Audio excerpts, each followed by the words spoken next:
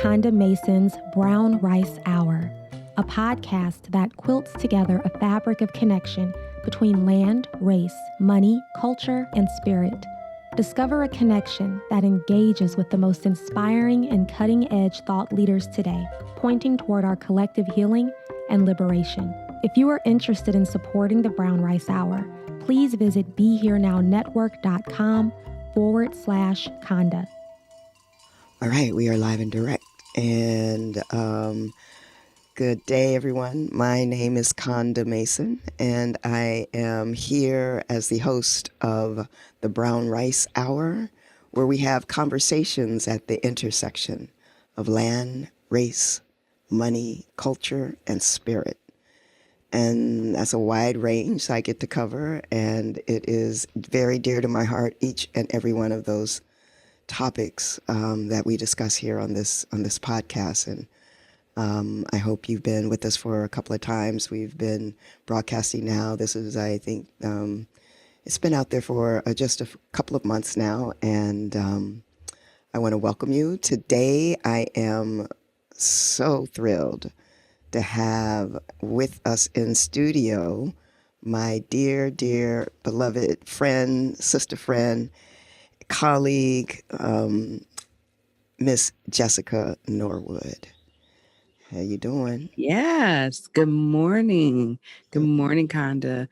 Thank you. I'm happy to be on Brown Rice Hour. I was hoping I would get the invitation, so thank girl, you. Please. Oh, girl, please. You were the first name I had. I know. I'm teasing, but I've been really excited about what you're doing with the podcast and really looking forward to the time when we get to do this together. So thank you. Oh, yes, absolutely. Absolutely. So we always begin by opening up a little sacred space, and I like to do that, if that's all right with you. Perfect. Good. So in doing so, I just like to begin with just honoring our ancestors. You know, there's so much richness in the air right now around ancestors. You can hear them whispering. I hear them whispering in my ear all the time, and it feels like they are really lifting themselves up and making themselves visible in ways to help us navigate these troubling times. And so, you know, I just want to begin by honoring those who made it possible for us to be here. I always think, like, I don't know how they did it. I don't know how they did it. But I'm glad that they did, that they had the resiliency and the love and the heart and just the life in them to keep going, to keep on going, and to allow us to be here right now. So I want to give thanks and praises to our ancestors. And then I want to honor the work that we are all doing right now, that we've been called to do, honoring the work that you're doing, Jessica, the work that so many of us who are listening to this podcast are doing to create a world that is actually lives up to the statements that we make about, particularly about this country. May we live into those declarations one day. And thank you for the work of making this world a better place. And I also want to honor those who are coming after us and the work that they will be doing. May we do the work that allows them to call us good ancestors. And may we light the way, knowing that they have so much to do and that they are up for the job. And may we give them our strength and our protection as they move forward. Ashe. Asheo. Ashe aho. Yeah, so Miss Jessica. Yeah. Miss Jessica Norwood is our guest today, and many of you know Jessica out there, and some of you who don't, you will, and you'll be happy that that she's here with us. I am going to start by reading a bio, and you'll get a sense of the bio, and then when we get into conversation, you'll get a sense of the person who is just underneath that bio, who animates that bio. And so Jessica is a financial disruptor and social entrepreneur. She is the founder of Runway, and Runway uses entrepreneurship as a strategy to close the wealth gap in Black communities by providing pre-seed friends and family capital, or what Jessica calls believe in you money, to fund Black-owned companies. Jessica is a financial activist and social entrepreneur who was awarded the Nathan Cummings Foundation Fellowship for Economic Disruption. She is a Center for Economic Democracy Fellow and an inaugural fellow in the RSF Social Finance Integrated Capital Fellowship. Jessica speaks internationally at the intersection of Black culture and investing, power building through community investing, and African American wealth creation. She's featured in Essence Magazine, NPR, Next City, and Fast Company. She's a lifelong fellow of the Sanford School of Public Policy at Duke University and Southern University College of Business, as well as the Political Power Fellow of the Hip Hop Archive at the Hutchinson Institute of Harvard University. And New York Times bestselling author Edgar Villanova of Decolonizing Wealth, which is a great book I hope folks have read, he calls Jessica's work the medicine that modern philanthropy and investment need. Jessica, she splits her time between Alabama and California. Welcome to the Brown Rice Hour, Jessica Norwood. Thank you. Where are you calling in from? I am in Alabama right now. So, yeah, when coronavirus did its thing, I was just finishing up really hosting a fantastic group of people in my hometown of Mobile, Alabama. And thought I was going to get myself back to California. But fortunately, I was able to be here on this land with my family. And I think there's one particular way where inside of the sheltering and low visibility and low contact, physical contact that we've had to have inside of coronavirus, it's been nice to be in places and spaces that I've been familiar with. My old haunts, knowing where my produce person is, knowing where this is, and it's helped me to make decisions to to help myself be safer and for other people to be safe when you kind of know the lay of the land and what to do. So I am in Alabama. Yeah. Alabama. In Mobile, Alabama, the home where, my father's father's father and lots of other folks have been in this land for some time. So For some time. Do you know what the indigenous folks who originally inhabited that land? This is, what the name would be before this, but this is Cherokee and Choctaw area lands. And how they might pronounce it and say it indigenously, I don't know the language names, but Very good. It's beautiful. It's beautiful land, beautiful people.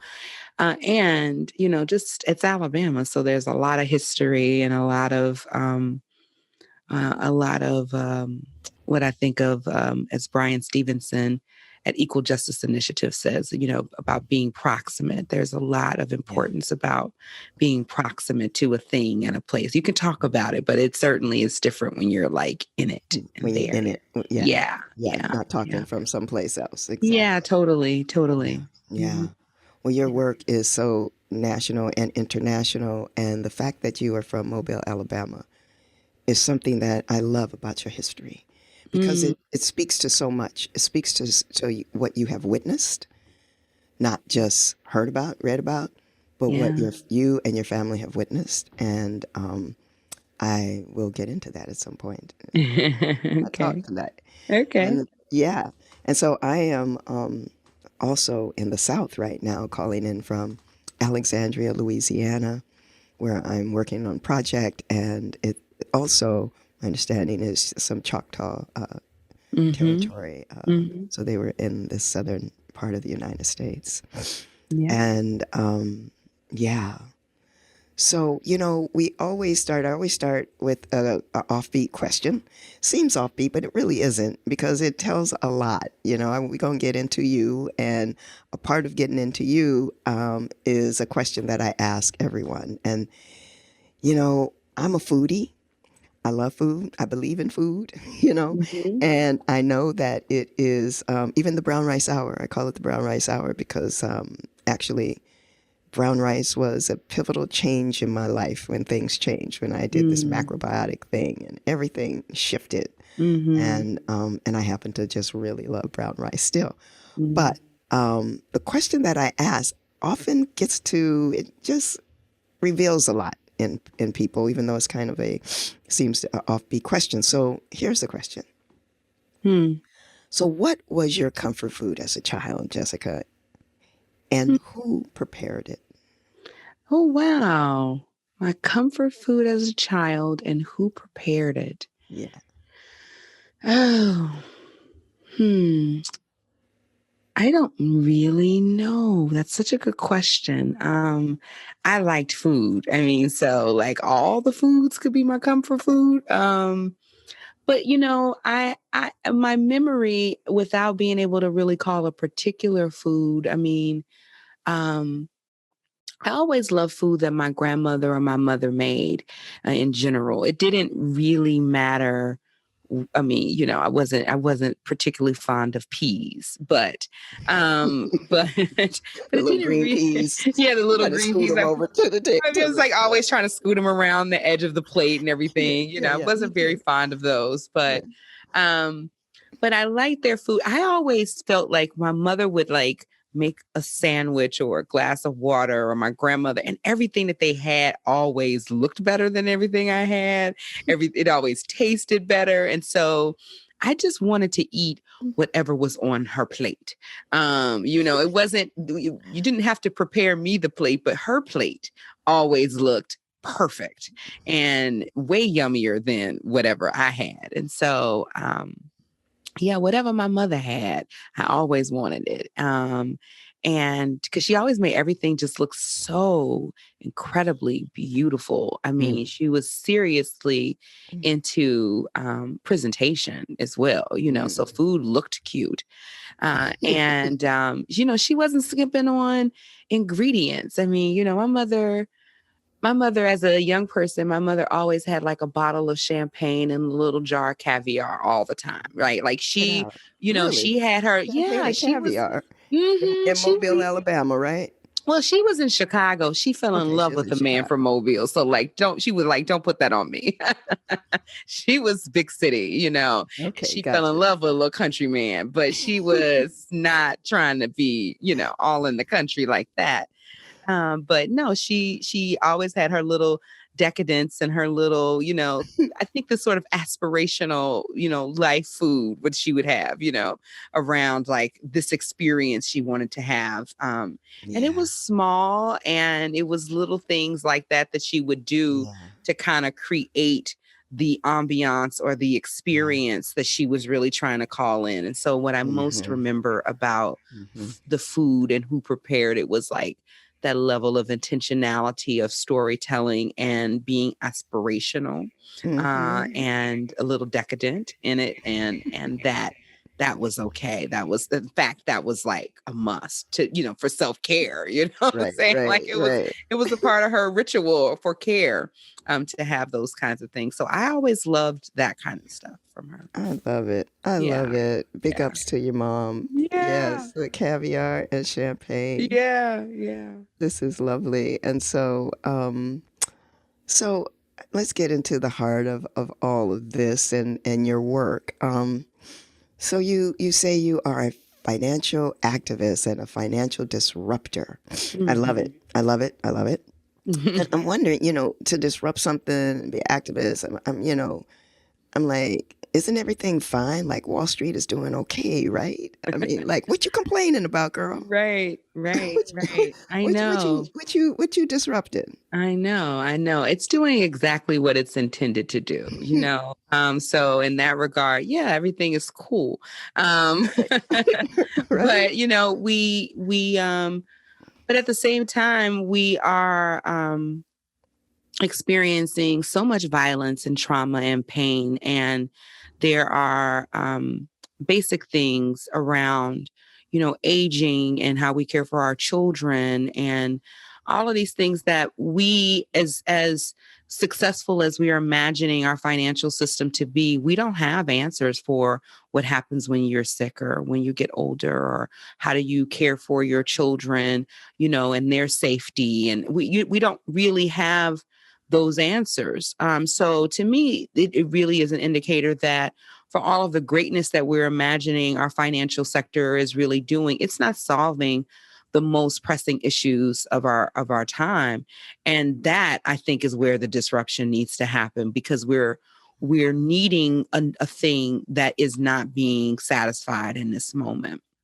And so I'm a systems thinker. I like to like really go through and think about how everything works. And the way I think about systems is, you know, I was a kid before there was Google Maps or even, you know, MapQuest, and you just had the map that you bought at the gas station. It's just, Right. you know what I mean? Like you had to Right. kind of lay it out that way. But I was always just really good with directions. Like you could take me somewhere one time and I could say, no, go back this way. Because I was constantly mapping things in my head, relationship to things and processes and places and touch points. And so that continues on. And I looked at the financial system and I thought, where inside of that flow, that mapping of, you know, of places and possibilities could be ripe to intersect to get us onto a different pathway. Where we could solve those things that we really are after, those things that express our highest creativity, to open up the levels of humanity and compassion that we know we're looking for. We have this isolation and this deep loneliness and all of these things that we're trying to solve for. And yet the way that the money is moving isn't routed that way. And so where I'm disrupting is kind of looking at it and saying, can I throw a pebble right here? And then it'll go around or it'll redirect. And that's what I'm looking for. I can't overhaul all of the things, but where is that disruptive point or that tipping point, that particular place where if a shift is made or a pebble is thrown in, a new possibility, a new direction becomes available. That's great. I think that, what is it? The trim tab. Are you familiar with that concept of the trim tab? It's like that little piece that moves the boat, that really, it's that little move, and that changes the entire direction. That's it. Yeah. And that's the work that you're doing. So, I mean, you are a Nathan's Coming Fellow in financial disruption. I mean, I didn't even know there was such a thing. Right. Yeah. What's that? What's that about? Well, yeah. Sounds just like what it is. It's, a fellowship that I won. They only bring in 3 fellows every couple of years. And they give a cash stipend to really look at and support the idea that you're talking about. And so I came in with this question, and this is where that pebble in the water, so to speak, picks back up, this little disruptive question where I ask, what would it look like if we could really be friends and family to one another? And I use the term friends and family because it's a financial term that talks about this early kind of money that you should be getting when you're starting up your business, and everybody tells you, oh, it's a great idea. You should borrow money from your friends and your family.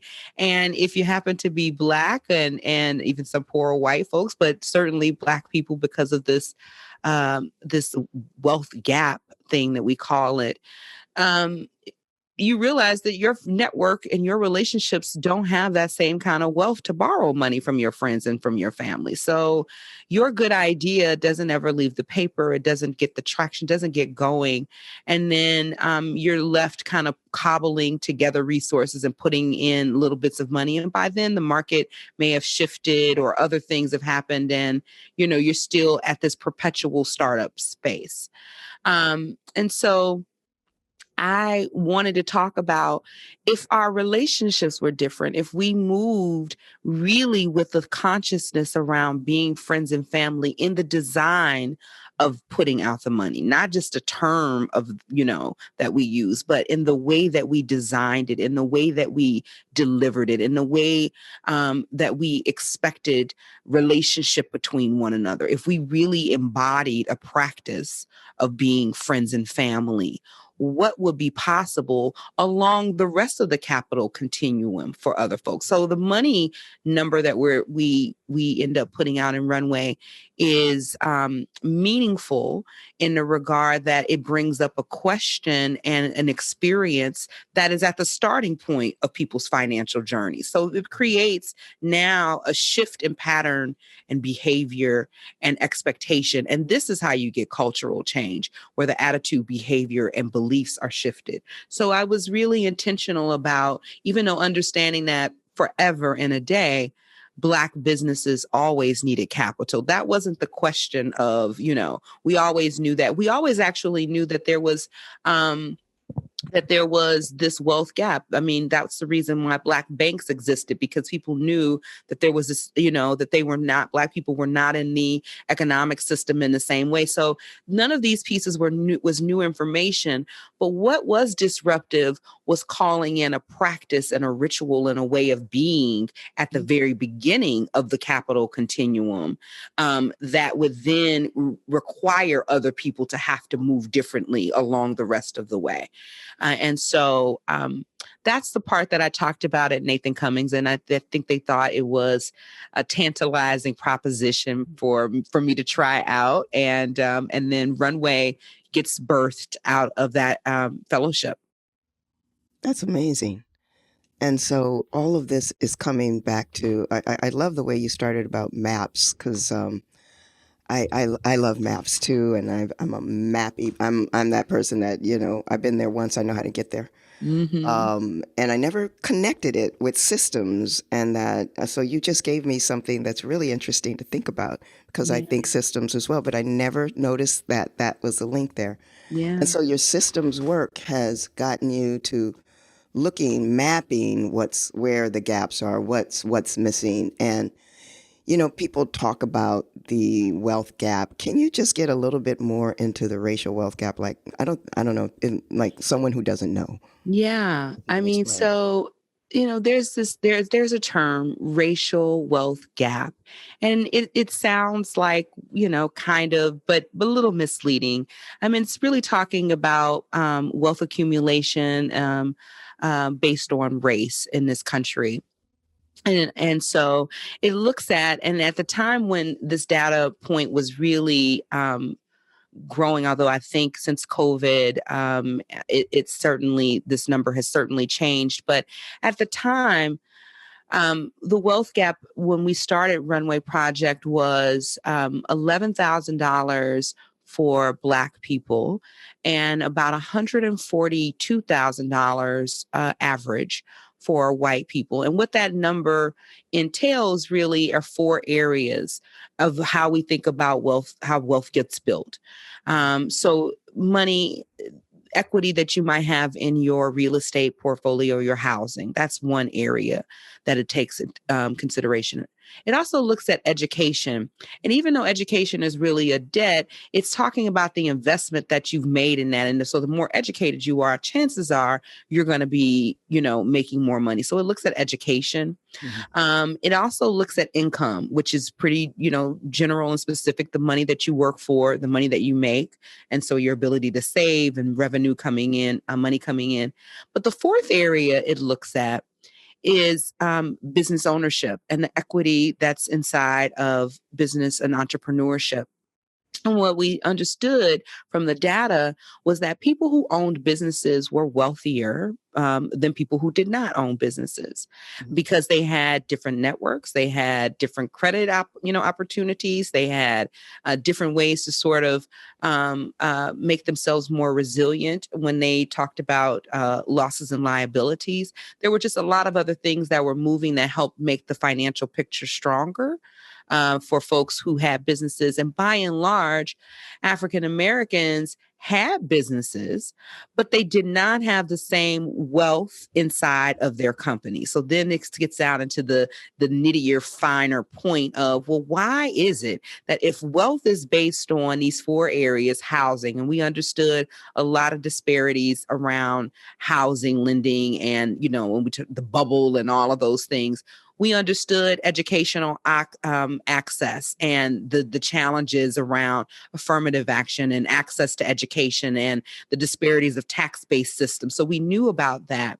We understood the glass ceilings around income, or the ways that women weren't paid at the same rate. So we understood income inequalities, but we hadn't really talked a lot about the fact that entrepreneurship was a leading way that wealth was being created, but Black businesses were not commanding the same revenue share. They weren't getting the same financing, all of these things. And we hadn't made the same investment that we did in Black communities as we did in, say, income around like workforce development. So there were a lot of people who in these communities said, okay, what we want to do is make sure that you get a great job. And that's important for a lot of people to be able to work. But it's also equally important for us to be talking about the pathways to entrepreneurship and for people to be able to build out their visions and their ideas as well, is not just be a worker for another company or another thing, unless that's where your heart is. But we hadn't given those same options. And certainly we had not made the right kinds of investments inside of entrepreneurship. So the wealth gap is looking at those four areas, and then the part about race. Okay. So this is where it gets really, really stickier and more, is that the racial wealth gap looks at all those four areas, but then it says, now go all the way back to the founding of this country. Understand chattel slavery, understand redlining, understand Jim Crow economics, understand. And so it requires that you go through and really understand each and everything that systemically created the conditions upon which that gap exists. So it tells you what areas to look in, and then it tells you all of the horrible, violent things that happened in order to get that level of disparity. And so when you say this number of 11,000 and 140 something thousand, what you're really talking about is the ways that the government and other private actors have moved in concert to discriminate financially and economically against Black and Brown bodies in this country over and over and over again for economic gain. And there's a really great, there's a report now, I think McKinsey firm has been doing it, all of the ones that you would be like, whoa, you're talking about this, the Federal Reserve. And they said that we are losing $200 billion a day because of racism. Economically, we are losing it because the idea that you want to stay racist so badly, it's not about the money at that point. It's about the practice and the behavior, which then speed forward back to why we practice being friends and family, because it's not for a lack of money being available. All of the reasons why that racial wealth gap exists wasn't because there was a lack of money flowing.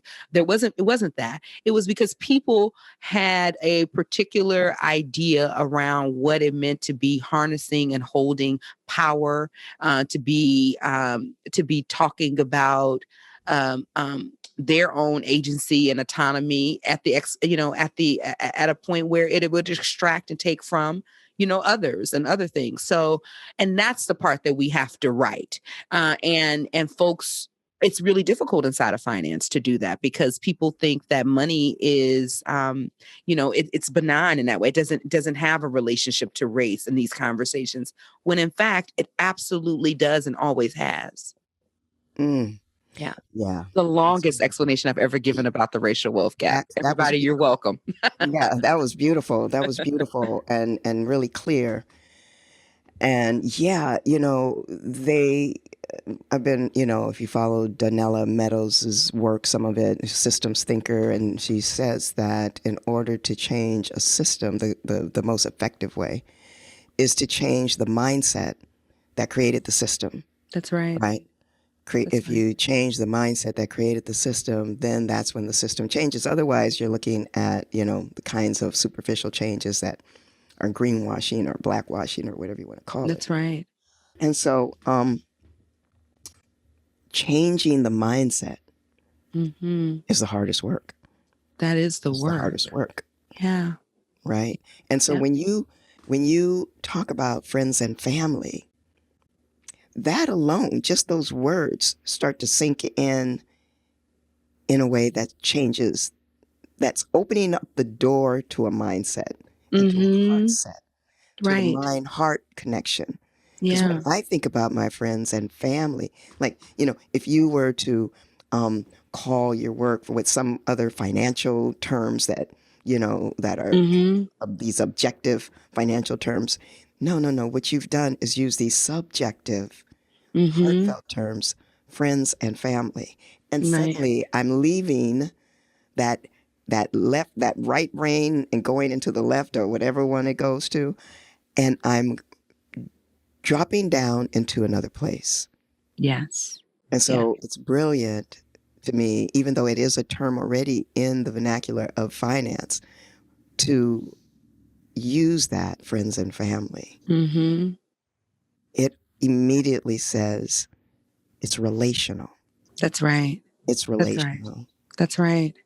And that is what needs to happen, is relational. We need to become more relational in finance in order for us to get out of this stream of exploitation. That's right. Right? Yeah. In order to get out of that is destructive, if we can walk, or even flow down the stream of relationship with each other, I think it makes a big difference. Absolutely. Absolutely. What are you seeing in the field now? What kind of... it's one of the things where when I talk about Runway, and it's been a little bit of a challenge, but I see us getting where the opening in the field and the spaciousness is really coming forward right now. And I think this is one of the parts where being a forerunner, when we first started talking about friends and family, you and I, Konda, that's the part of the story that's missing. It's Konda was there for all of this. But when we first started talking about, people weren't talking about friends and family as liberally as they are now, and talking about that as a place of, intersecting and talking about finance for Black businesses. So, being early on, there is always this part where the language doesn't catch up to the moment in time just yet.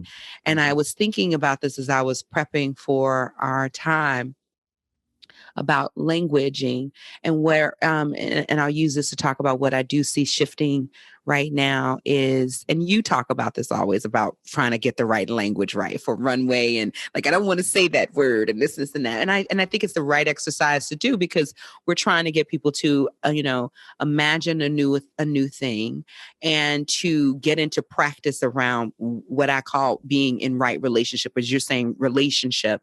And I talk about right relationship a lot. And I'll back up and come back and talk about right relationship in a minute. But with this thought about listen, the language, I was thinking about one of those big mother drums, like the really, really big ones. And and the sound it makes, and the sound bathing that people do, or that way where they might go and lay right near it or underneath the mother drum as they're beating the drum, and you start to feel and have a conversation and a knowing that's beyond the language. Mm. And at this moment in time, I think that the language that we have is really very poorly. It's poor. It's not up to the challenge of exactly where we want to go. It's so much baked in a lot of fear and anxiety, and so playing with language, but also in a way where the language calls people in and helps them to identify themselves inside of a thing. So part of this is like what they currently know, and then trying to match it with where you want them to go. And sometimes the language just doesn't really serve us. And so where I see now is a lot more opening to play with the language and the experience. And I almost imagine it as this great mother drum that I think Runway and Jubilee and all of us get to, and Katali and all of our friends get to play on and be a part of, where the invitation is to lay underneath the drum and just feel it. Just experience that. Don't give it the words. Don't worry about if you've got the language for it. There's a soul language and a universal language that has its own rhythm and its own thing. And we are all very capable of speaking it. We haven't.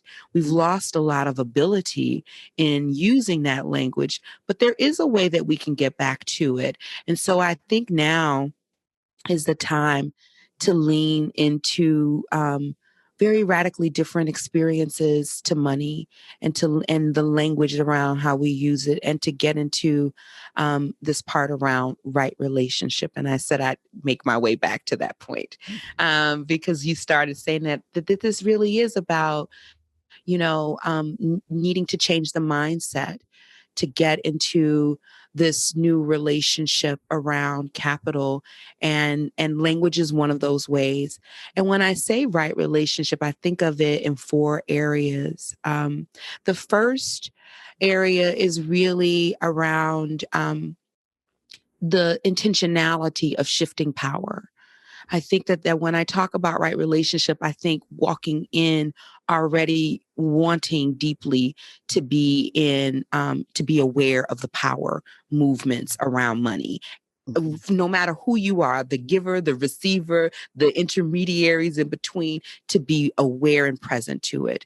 The second part around right relationship that I think about is um, this difference between agency and autonomy, and really promoting agency over autonomy. Autonomy really imagines that you're moving alone.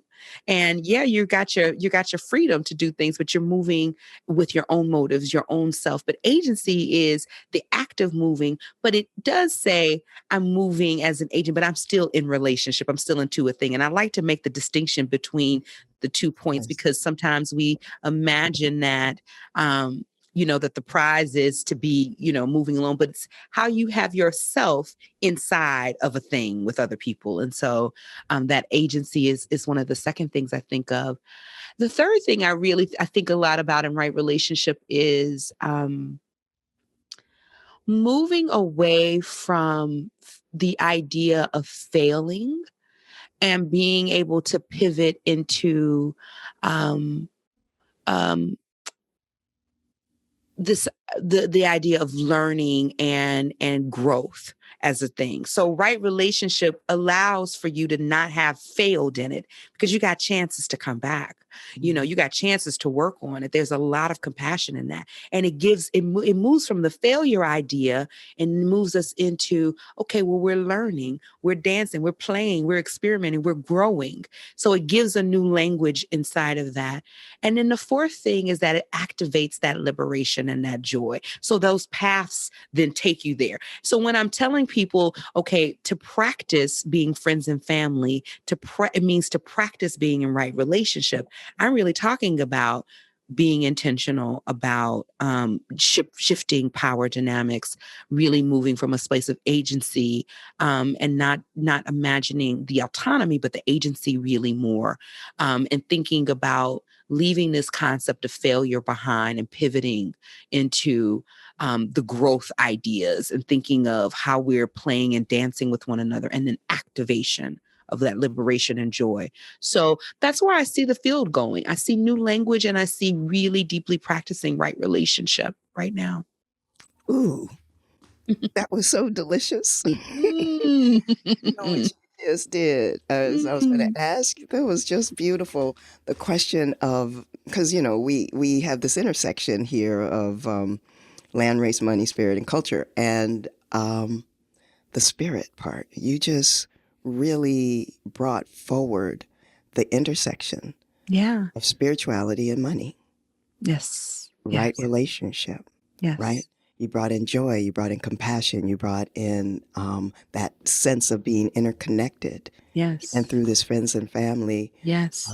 nomenclature and what it represents, there's an opportunity, the door opens to allow the spirit of one's essence to meet with the spirit of another. Ashe. Regardless of what, how much or how little resources one has.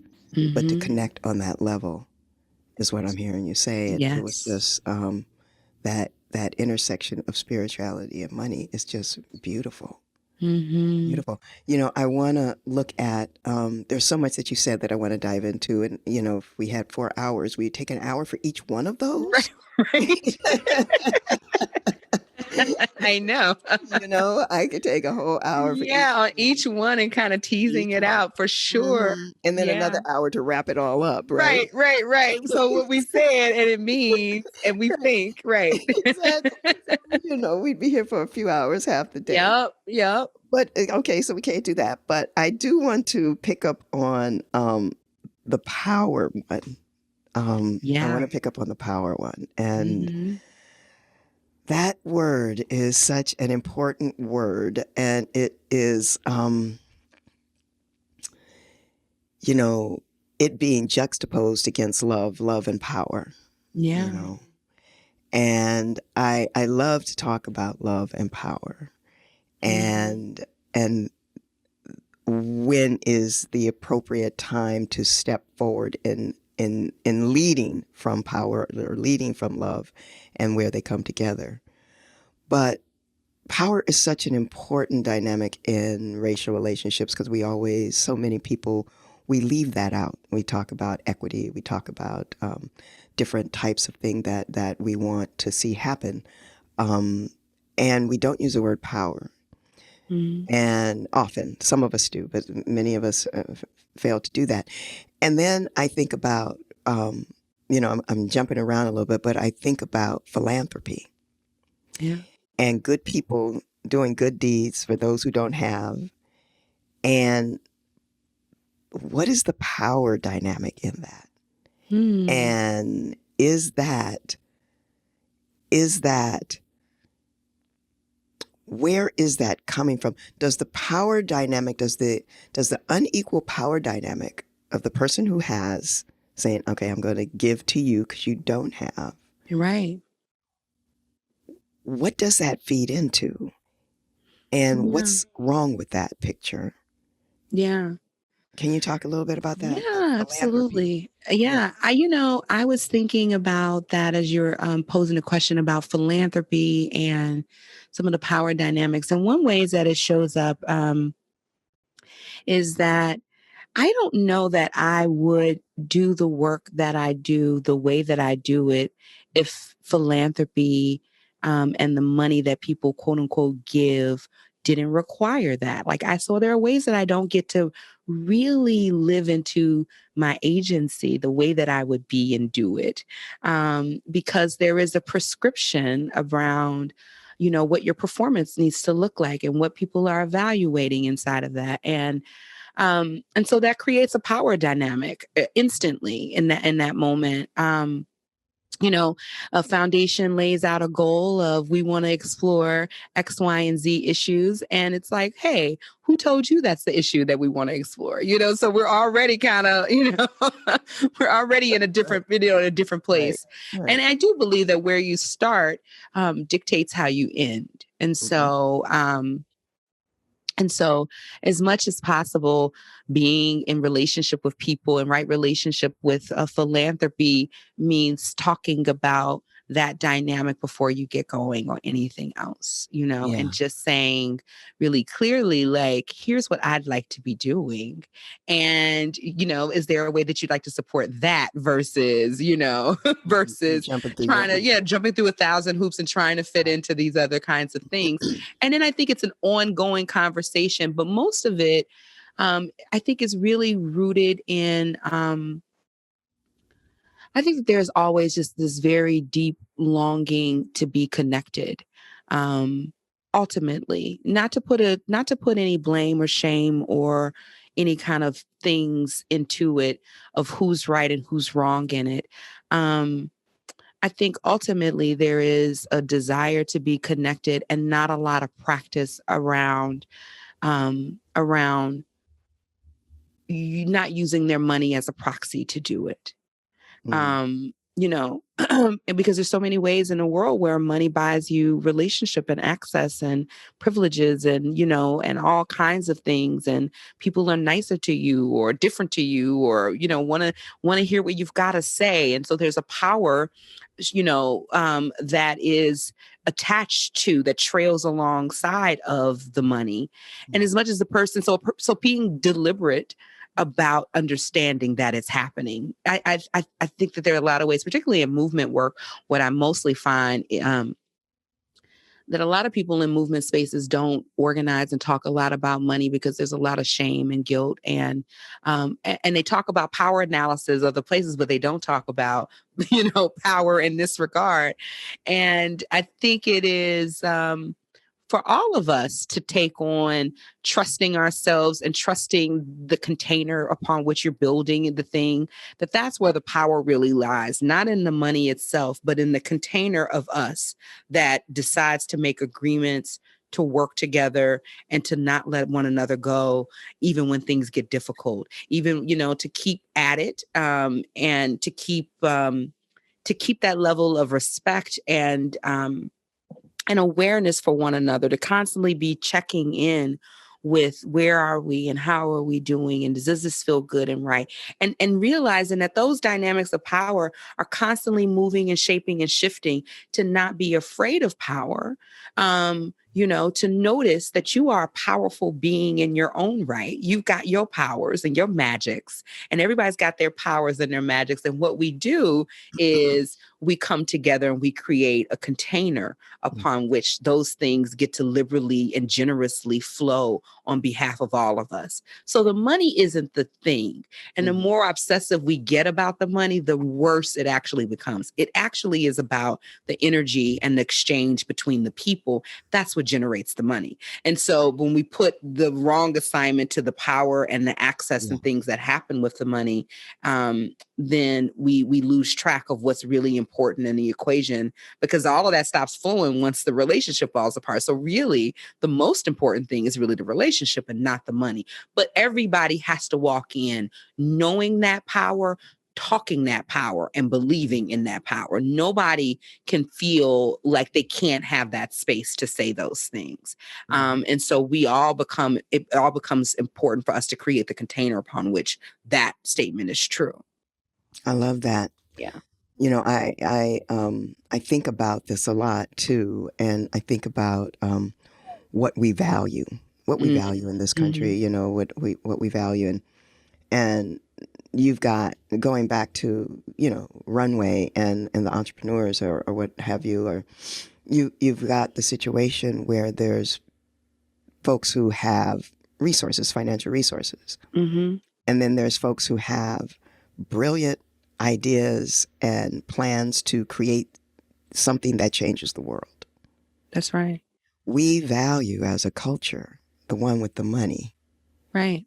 And so that becomes the power dynamic. That person becomes the one with the brilliant idea who can change the world has to kind of suck up to the person with the money, because this is what we value, as if they're not equal, as if this brilliant idea, this brilliant entrepreneur, this incredible business is less important because it doesn't have over here for Right. money, where the power is. And so that's the dynamic that really gets under my skin.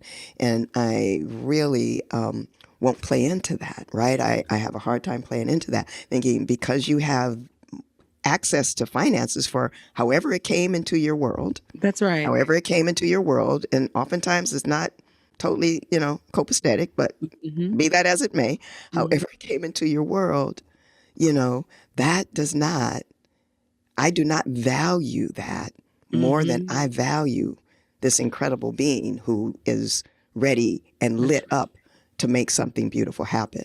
And until we balance that power and understand that they are both needed, we come together in right relationship. That's right.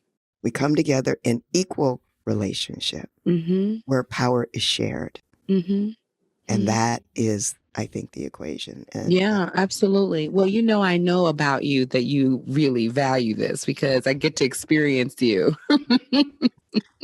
in Runway. And in Runway, we have this dynamic because the world will have you center the investor, the financial person in the equation more than we center the entrepreneur.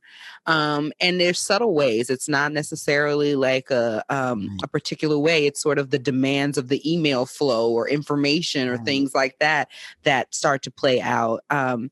And I've always appreciated that you constantly say, no, we're entrepreneur centric. And I look at that as a North Star for what we're doing, because as long as I keep the entrepreneur in my sights, I have a better shot at balancing that equation a lot more because it skews so heavily towards this investor.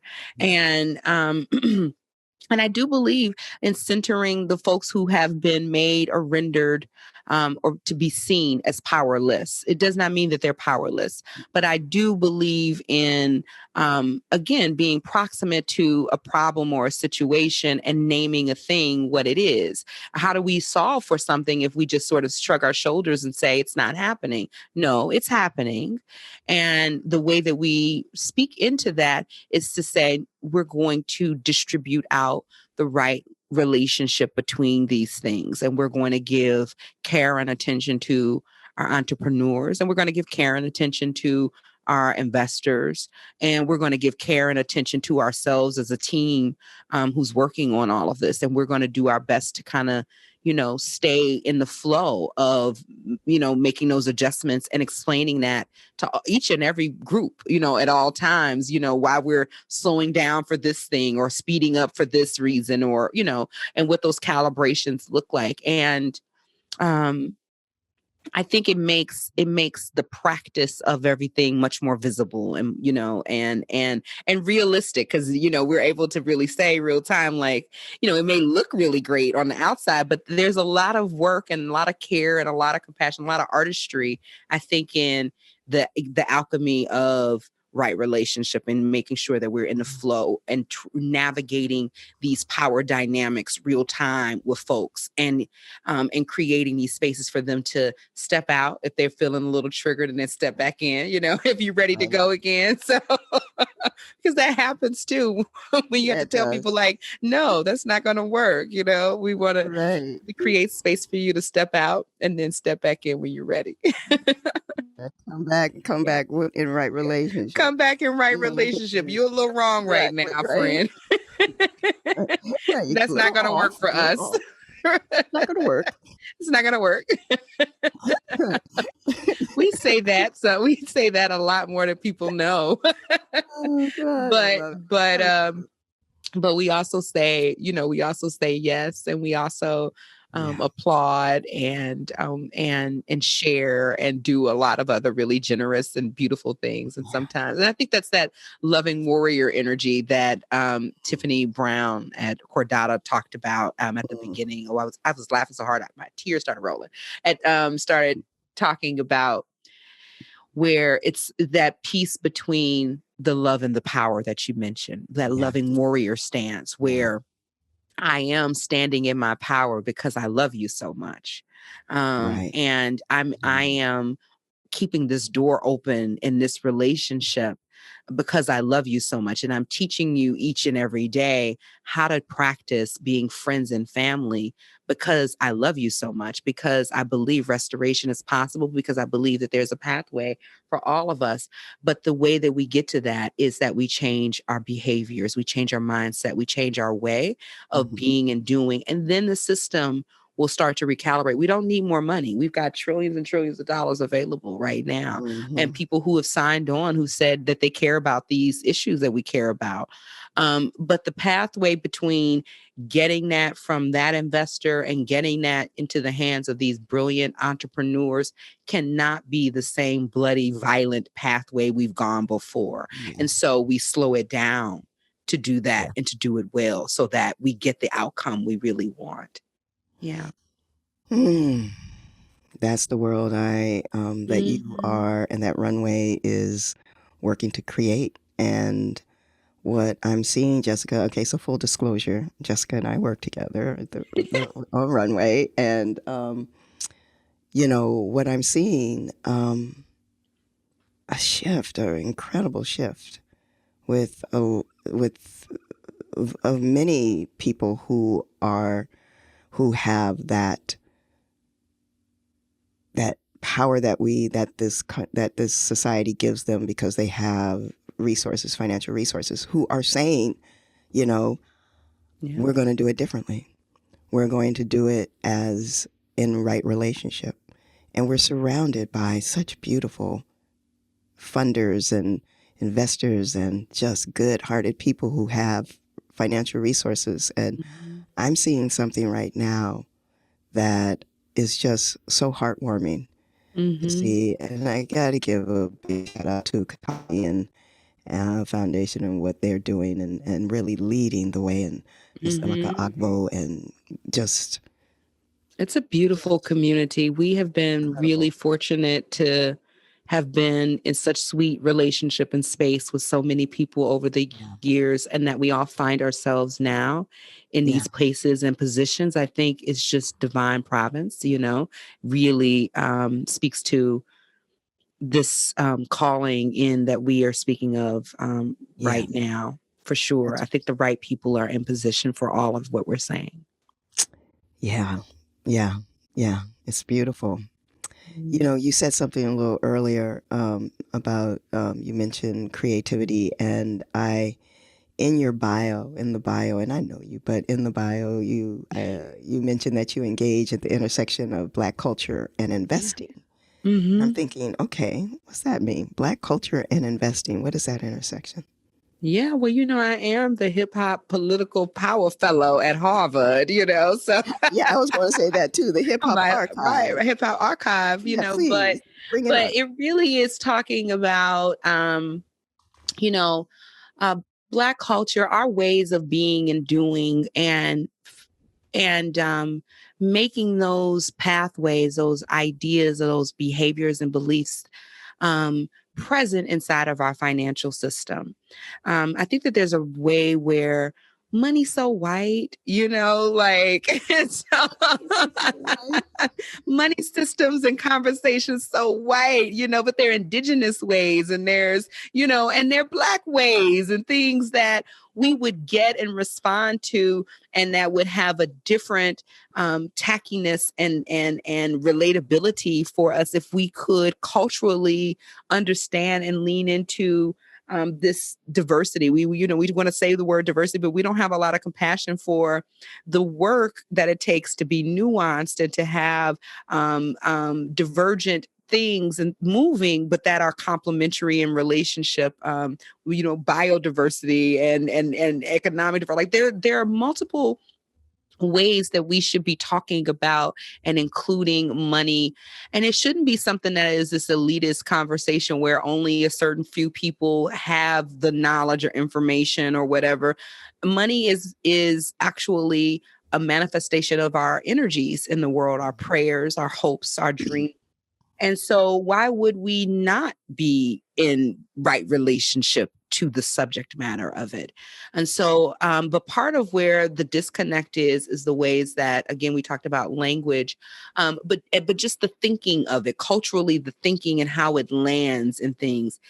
isn't really a cultural fit. To be perfectly honest, there are ways where some pieces work and some things we would never think of that. One of my friends who I was in a fellowship with, Jay Bad Heart Bull, is in the Lakota Nation. And he talked about how culturally the people who were the most wealthy or the chiefs, you gave everything away. And that's how you knew you were, and so if that's how we think about money, or a resource and access, like what I have, I'm known because I've shared it, I've given it away, then this system culturally doesn't fit how I really consider and think about money. Right. In this system with Black folks, we have a situation where we believe that investment, and let's go to our NFL and basketball players and so forth. When you go and you look at NFL day, and they're saying this is the people who we've drafted draft day, and they come in and you see the picture of the athlete and he's crying, I made it, I'm going to the league, and then they pan over to the left and mama's crying and brother's crying and baby cousin is over in the corner like, we made it. Because when one makes it, we all make it. So does the money understand that it isn't this sort of like, we have to have a system that understands that, no, our investment is in this young person running up and down this field. And so I took them to the games, or I bought them the cleats, or I did the math tutoring, or I was I did this. Yeah. How do we calibrate for that level of friends and family investment? It's a cultural misfit, but that's a real investment in this real career, but that's a cultural misfit. So I like to talk about how culture really is shaping finance, and talk about like just the design of things is just sort of like unrelatable and doesn't give an honoring of how we move and see family and see relationship. I love it. Yes. That's beautiful. That just opened up my I can another hour conversation. We can do another hour, and another hour on that. We got other places we got to go too. We're gonna have to have part 2, Jessica. We're gonna have to do it. I'm telling you, we got to do it. Yeah, because that's I love that, and the culture again. It goes back to what we value. Yeah, we have this narrow sense of value, and yet all this other input, all this other beautiful investment has happened that we just throw out and if it's not this financial, this dollar bill, then it's not being valued. And culturally, we expand and we have so much more. We have so much more. We have so much more. I was at I was facilitating maybe last year, the year before last, at Transform Finance, which is another great resource for folks who are wanting to dive in more on this subject. And there was a woman there who heard me talk about my love of currencies and money and just the subject matter, and reached in her bag and gave me this beautiful shell, which is white, purple colored, and it's wampum. And she has been a part of working in her tribe to bring back this currency and to talk about what happened with the loss of this currency. And one of the stories that she shared particularly was when the Dutch, there in northern state, upper state New York is where her tribe is. And when the Dutch came and settled in that area, they're trying to figure out, how do we, make meaning and trade and, and what's your money and what you about? And noticed in conversation, that the tribes people, the folks there had these purple belts and, with the shells and all these things. And so they went and they started finding these shells and harvesting them, and they ended up making a whole business around making fake shells even, but what the shells really symbolized was around, the purpleness was around the shed of blood and the stories that they told about when we were at war and when we actually healed and when we stopped. And so when they said what is valuable and they showed this shell, they weren't talking about this arbitrary value. They were talking about the lives that have been lost and what we had to do to get to peace. And that's why they wore them, to remind them of that. But the misinterpretation of what that really meant and kind of moving it into this really abstract lacking of value. Oh, in building a whole shell company to make fake shells to stimulate, that to me always was this part where I was like, see, that's what I mean when I say the wrong cultural fit. Right. Like, why did you take it there? You know, right. That's the part that we're after, you know, when we say, okay, that's the bad actor, the bad acting in the thing, the cultural misfit, or the lack of the value and integration really isn't there.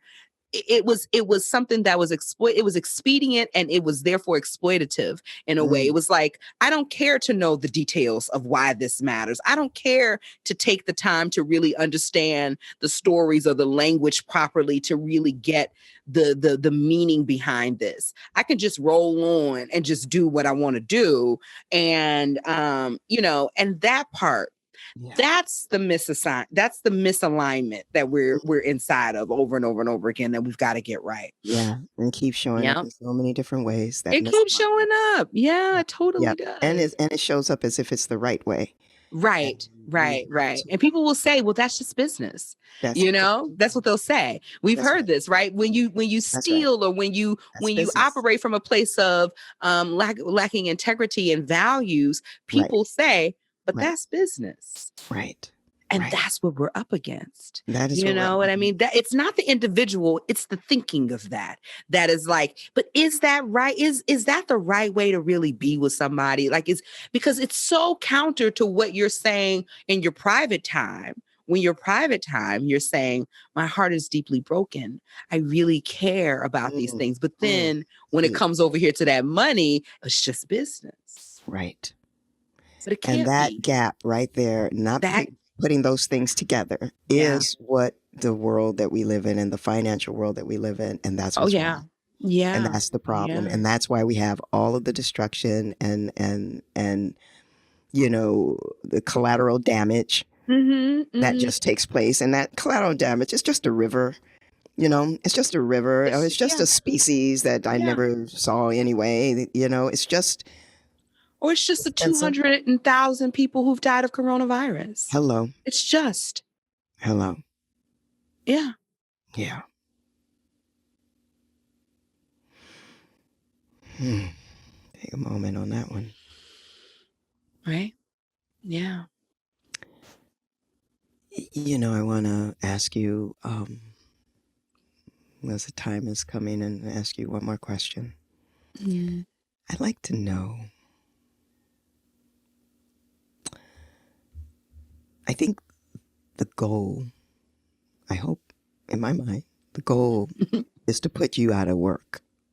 But we don't need you. We don't need you to come in and do all this heavy lifting to work in these gaps, because the gaps are filled.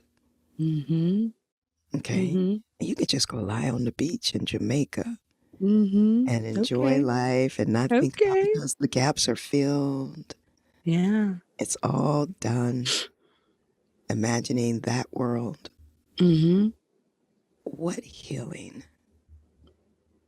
would have to take place to get there? What healing in your mind would have to take place? What would you require? What would I personally require? What would you require of the work that you're doing? What has to happen for you to be able to put down? To not study war no more. Not study war no more. Yeah. I've been saying that a lot lately. You know, I've been Sweet Honey in the Rock, playing my music, and we're going to study war no more. Because I think that's the thing for me, is like to not have to study this anymore. That's the hardest part of all of it. Is in order for me to speak it back and to talk about it, I had to study it and to think about it. And it's a consuming level of violence and pain that's inside of those numbers and those points, and a lot of holding things in my belly, in my womb, in my throat, in my heart, in my limbs, to be able to speak it back out in a way that does not cause more harm, in the, it does not unlock all my rage and all of my, and that generational traumas and everything that's inside of. My mother died wanting to understand more about money. And my aunt died because she worked and worked and worked and worked. And so many people, so many lives lost, for needless things, for this pursuit of something that you never really get there to it. And, and I can't say, I think there were moments and places of happiness, but I don't know. I do know what I talked about with my mother. She took her last breath, and it wasn't about money as per se. Some of the conversation was who to pay, what bills to pay. So she was, ended right relationship with people. But a large part of it was about love, Mm. and the love that we need, and the love we miss out and we don't understand as important. And so I take those things as really seriously. So for me, what would have to be true? Um, I think feeling and being in a place where, we have the skills and we're actively engaging every day in these paths or these ideas of right relationship, that we're like, that is, that's a, to borrow your language, the baseline and the top line, that we're sourcing ourselves and our energies from those places. And I really want to, dance in the delight of play and fun. I really want the pathways where, we think of social entrepreneurs like myself. And I think you talked about this earlier, about these entrepreneurs that have these brilliant ideas and things like that, that we, really give the entrepreneurs the money that they need, social entrepreneurs, the money that they need in the breathing room to test out an idea. If we're talking about, closing wealth gaps and all of these other big important things, then how we treat the entrepreneur and the setup that I have really would matter. I'd love to think about other equations and things, but I really want to route it from a new set of language and a new set of, terms where, I don't have to study the brokenness and the pain and the terminology and the framework of what has been, but that I get to lean more into what can be. So, Mm. yeah. So yeah, I think that's what it would take for me to be on that island, just chilling out, and all the gaps are filled up. It is that the spaciousness is there for me to lean into, thinking of what could be, and that there is, a community of people who love and support the innovation of entrepreneurs that are thinking of these big things, that understand the artistry, like we understand other art, that understand, the need for those things to be created in the world, and that's given space. Yeah, I love that a lot. I love it a lot. Yeah. Oh, I love that. I love what you Yeah. just said. Yeah. You are such a fierce, loving warrior, Jessica Norwood. I learn so much from you all the time, and so many of us do. And you have really forged a new path for so many of us who are working in this place of trying to bring love and finance together. Yeah. and that's what you do. So I just want to thank you so much for who you are, the work you do, and I'm going to work really hard so that you can go and lay on that beach and know that all is well.